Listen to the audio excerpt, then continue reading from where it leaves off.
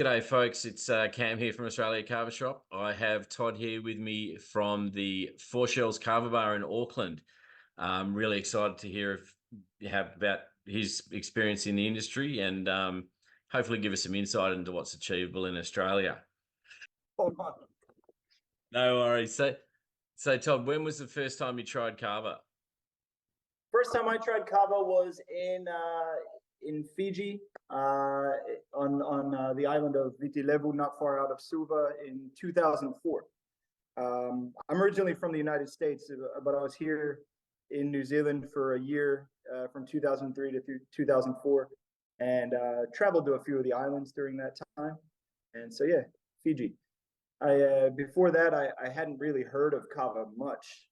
Maybe heard people talking about it in different, like there was some tea company in the United States just adding a little bit in and that sort of thing. But yeah.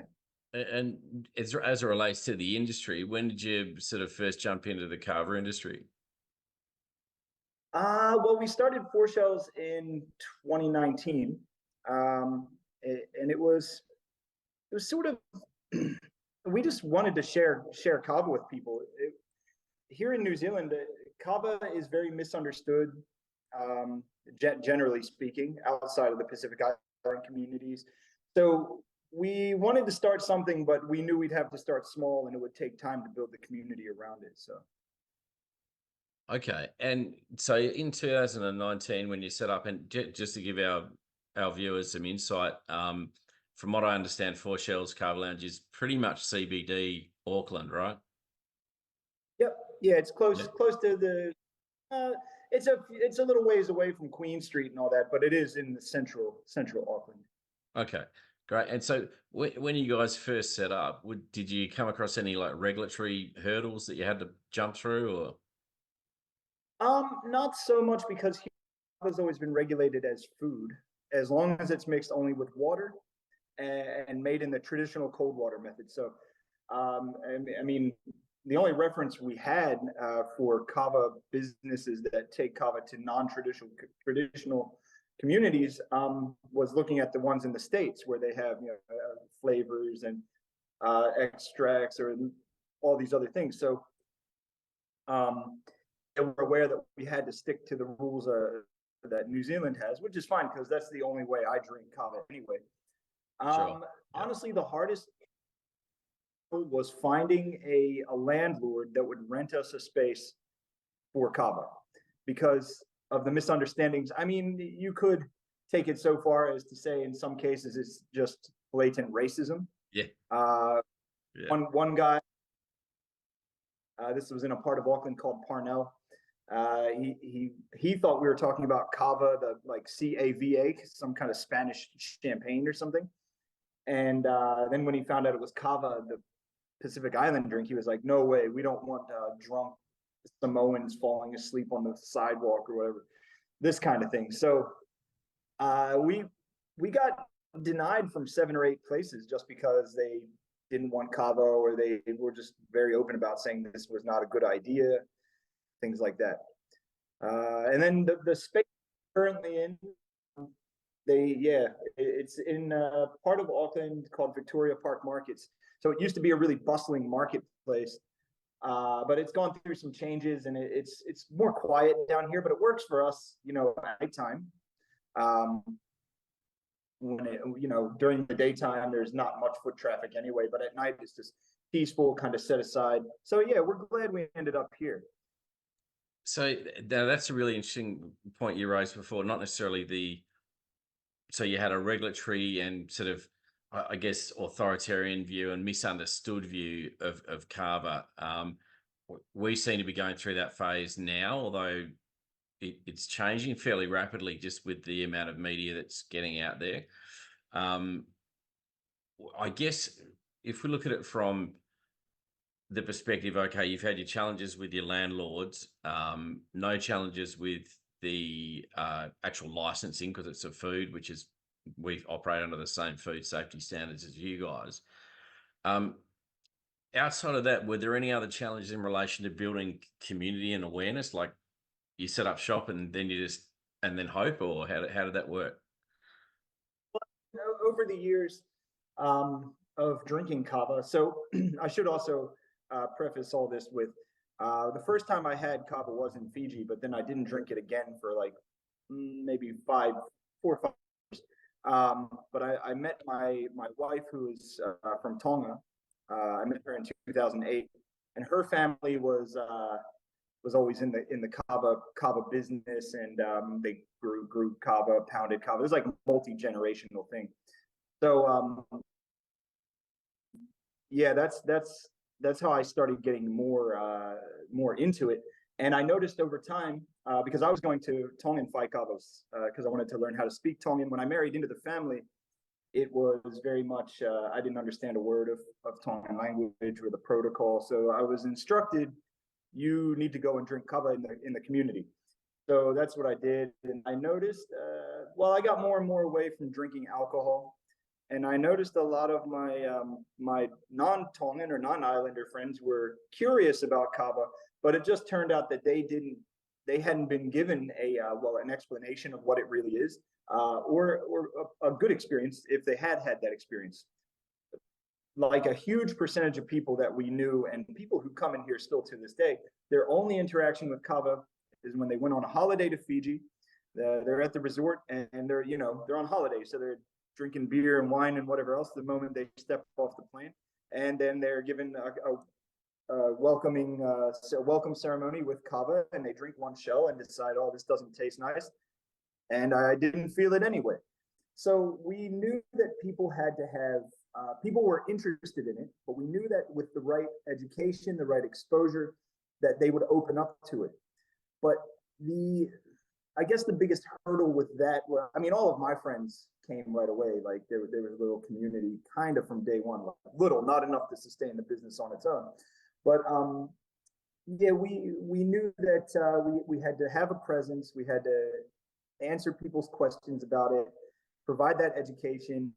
And here in New Zealand and in Australia, there is nothing that we drink for the reasons we drink kava. The biggest comparison to that, or the main comparison I always make, is to like coffee. But even that's different, right? Coffee, we drink it in the morning, get some energy. You might catch up with somebody over coffee, but it's like it's usually you finish the coffee and everybody runs off to work. Kava is a wind down thing. It's a peaceful thing. It's an open-ended thing. We drink kava. We don't say it's going to stop at a certain time because we know it's not going to stop at that time. And it's just explaining to people that you don't drink kava like you drink alcohol. You don't drink, you don't use kava to get high off of. Yes, it does have effects, but we don't necessarily drink it for the effects. And then people are like, well, what do you drink it for? Because it tastes bad too. But they have to have that experience of sharing kava with people, learning about it properly, and seeing what sort of social cohesion it builds when you share kava with people.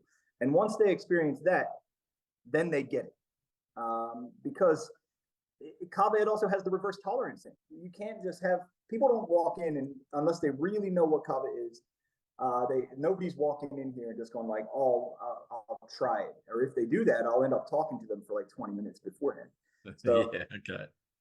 It's interesting you mentioned that. So I was up for the Cairns Alexa Music House opening, and both the staff and let's say 90% of the clientele, it was their first experience with kava. Right now, you and I are both familiar with how Nakamals or kava bars work with that social tonic where it brings people together and they, strangers are sitting there chatting away, right? Now, which doesn't really happen at a pub level, right? And to see that unfold before our eyes, and to see the people serving, experiencing, watching it, and they were like, it was foreign to them too, and they were just overjoyed. You're right; it's not something that's comparable to anything that we're normally familiar with here in the West, right? Now, anyways, look, I'm really interested in having a walk around, but before we do, tell me what you're drinking there. this one is Pala Rasul from Vanuatu. Nice. It's And there. Oh, sorry, go ahead. I was going to ask, and what varieties do you normally serve up? We have Palo Rosso is a very popular one. Palo Rosso, Mellow Mellow. Those are the main two that people ask about the most, I think. But all the kava that we sell here is very clean. We know the suppliers really well. That's another very important thing.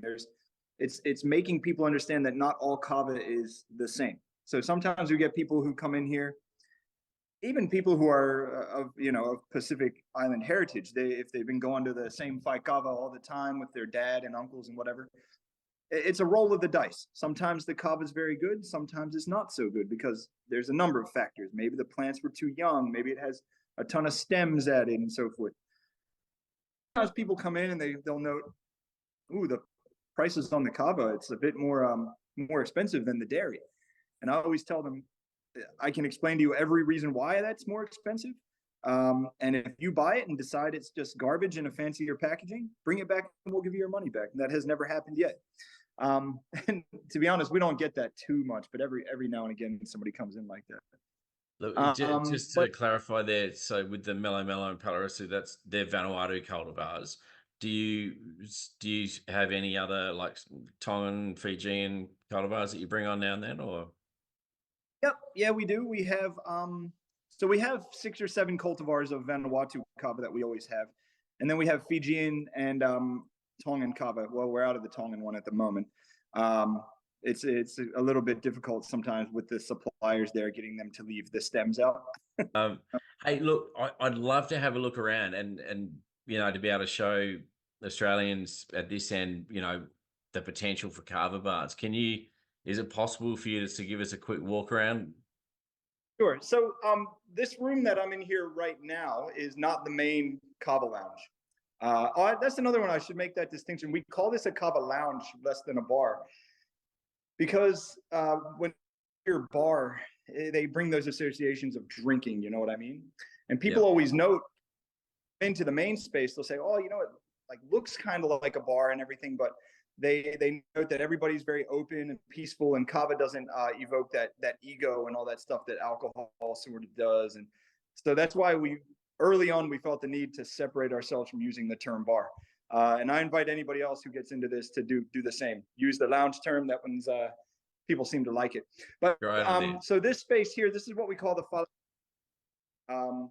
Now, what fale talanoa means is like the house for talanoa, or conversation, because that's what we do around kava. So it's kind of under construction at the moment because it had a big wall across the back there, but we've cut it open. You can see it needs to be finished off, painting and stuff, which I'm going to do this weekend. But the idea is we're just going to keep the mats on the ground, keep it simple like that. And it'll be a space for, well, of course, for kava drinking, but also for art shows, or if people have some kind of, I don't know, want to play some music, or as long as it fits in the ethos of what we do here. It has to be, founded on kava, and we don't allow alcohol to be brought into any of the spaces. But like, these are some of the leftovers from we had a while ago. But this is our project that we're working on. So this is next door to the main lounge. But I'll go next door here. So there's. Oh, neat! Wow. Yeah. So here we are. This is the front to the main spot. Hey, can I flip this around? Or maybe not. Yeah, you might be able to. Yeah. There we go. Okay, here we go. So there we go.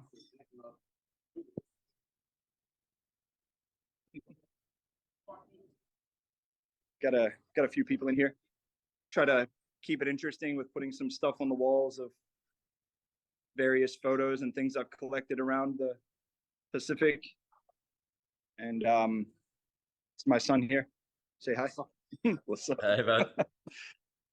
Yeah, and then Lena's back there preparing some kava. But yeah, awesome. It's not huge. That's stunning. It's pretty modest. Yeah, I'll go back to this side. Yeah, that's pretty much it when you walk in. Wow. And then show you on the some different things here. Some like coconut oils that my wife makes. the menu there. Oh, Show a you. tanner shell. Did I see a tanner shell there? Yeah, it's not fresh green kava, but we used to have a guy working here who was from Tana. So when he left, I asked him make up something on the menu that's like a big strong shell like what you would get in Tana. Cool, excellent. But yeah, it's let me flip this back around here. But yeah, it's Wow, all Todd, that's stunning, man. Honestly, I love seeing this stuff. It just gives us so much insight and ideas as to what can be done, right? Like it just looked authentic and real and had a really good homely vibe about it. I'm not going to denigrate anyone else's kava bars, but sometimes there can be a tiki type element and just kitschy sort of effect that has a really homely and warm feel about it, mate. Well done. That's awesome. yeah, no, thanks for that. I'll just go back over here to where it's quiet because I got people in there and music going and stuff. But yeah, no, thanks for that. I appreciate that. It's something that the way we have it set up, we didn't do that overnight. You know, it took a long time to collect things to hang on the walls, and it has that organic kind of feel. It's not perfect. You know, everywhere we go, it seems like in modern society, everything is a bit too sterilized and minimalistic in a way. Minimalism's fine, but yeah, I like when people come in and they just feel like, whoa, there's so much to check out in here. Yeah. Well, Yeah, Todd, man. mate, a big thanks for your time. I know you got a business to run, so we'll leave you to it. But, mate, like for all Aussies out there that are, considering cover bars, this is a great insight as to what's achievable and what can be done. Yep. Todd, I'd love to Thanks. catch up on online again for a few shells closer to Chrissy, and we'll just shoot the shit and just have a general story on. And just have a chat about your journey, not necessarily on video, just in passing. Mate, again, thank you for your time. If anyone who's watching this is traveling to Auckland or in Auckland, feel free to swing past the Four Shells Kava Lounge and grab a couple of snappy shells, and you never know who you'll be speaking to. All right. And really, I would love to see the industry develop in Aussie. I know people might look at it and feel discouraged, like, oh, we're limited, we can't do flavors and extracts and crats and whatever that they're doing in the States. But I really believe that you don't need to. With the education, we have to be authentic. If somebody wants to get into it and they're not of Pacific heritage, just learn as much as you can, because by doing this, we are representatives of kava, which is, of course, a very important thing to people in the islands, and I don't take that lightly. And I think there's huge potential, but it's got to be done in a certain way. And if anybody ever has any questions, just reach out to me. That would be cool to catch up. Legend. Good on you, Todd. All right, mate. Well, look, have a great day, and we'll touch base closer to Christmas. All right, bud. Sounds Ale, good. thank Thank you. you so much. See ya. Oh, malo.